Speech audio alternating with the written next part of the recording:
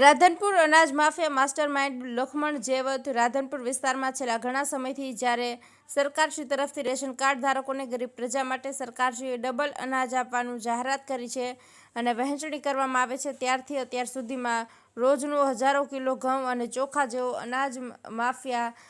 એકઠું કરી રહ્યા છે। રોજે રોજ નવા અનાજ માફિયાઓ પેદા થાય છે અને આ તમામ તાલુકાઓમાંથી એકઠું કરેલું સરકારી અનાજ રાધનપુર ગંજ માર્કેટમાં મુખ્ય સૂત્રધાર લખમણભાઈ ચૌધરી ત્યાં તમામ માલ એકઠો થાય છે અને રોજે રોજ એક ગાડી ચોખા અને એક ગાડી ઘઉં ભરાય છે, ત્યારે આ વ્યક્તિ સામે કોઈ કાર્યવાહી થતી નથી। જાણવા મળતી માહિતી મુજબ પાટણ જિલ્લા પુરવઠા શાખાએ 1991માં ચોખા વેચવાનું લાયસન્સ ધરાવે છે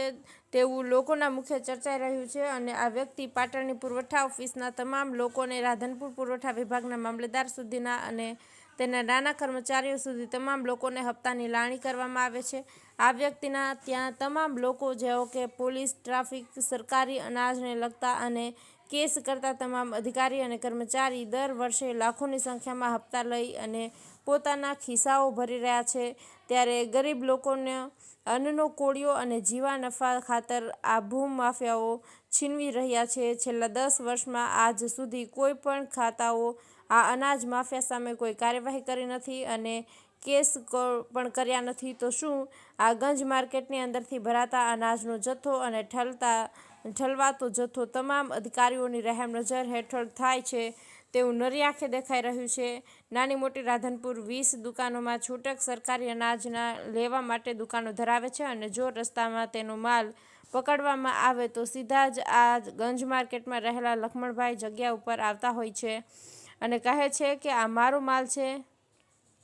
તમારે કોઈ કાર્યવાહી કરવાની નથી, તો શું સરકારે આ લખમણભાઈને અનાજ લેવાનો અને વેચવાનો ઠેકો આપેલો છે? વારાહી, સાતલપુર, રાધનપુર, સમી ભાભર, થરા, શંખેશ્વર આ તમામ જગ્યાઓનો અનાજનો જથ્થો આ વ્યક્તિ દ્વારા તેમના ગોડાઉનમાં ઠાલવવામાં આવે છે। ગુજરાતની અંદર ઘણી જગ્યાએ અનાજ માફિયાઓ સામે કેસ પણ થયા છે, પણ રાધનપુર અનાજ માફિયા સામે કોઈ જ કેસ કર્યા નથી। એનું કારણ શું? સરકારી અનાજ ગોડાઉનમાંથી બારોબાર બોરીઓનું કટિંગ કરી તમામ સરકારી લેબલવાળી બોરીઓ આ ગંજ બજારમાં ઠલવાય છે।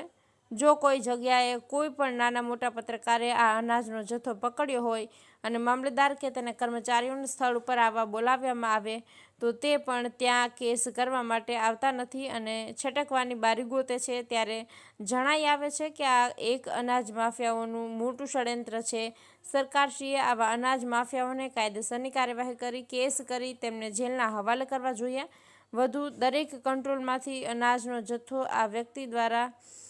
ખરીદવામાં આવે છે, સરકાર દ્વારા અને પોલીસ દ્વારા તપાસ કરવામાં આવે તો રોજનો હજારો બાકી અનાજનો જથ્થો પકડાય છે